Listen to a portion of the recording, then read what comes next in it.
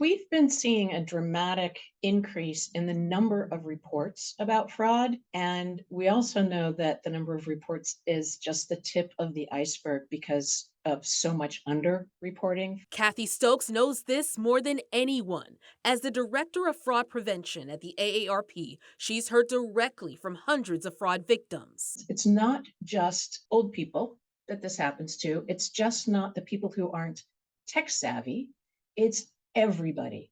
Everybody. Younger people experience it more often than older people. It's why the AARP recently released this report about consumer fraud awareness getting a D grade. Two key findings: 2 in 3 U.S. adults think scams and fraud have hit a crisis level.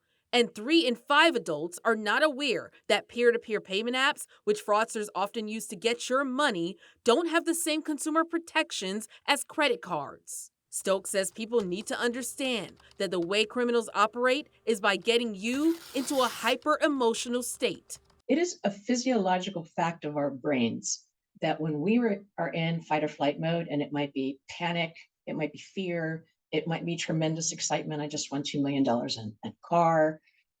We're kind of stuck up in our fight or flight response, and it's not easy to back out and access logical thinking.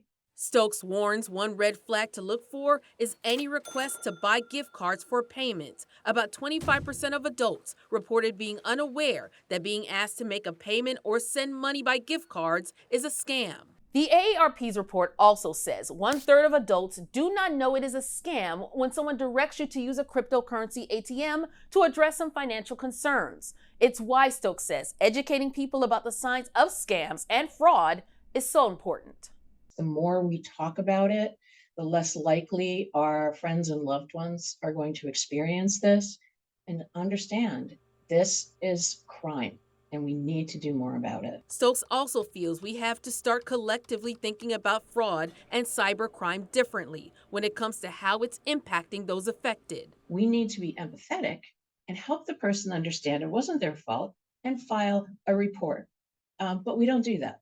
And we have this narrative that it's the victim's fault with this type of crime. With this Watching Your Wallet, I'm Caresse Jackman.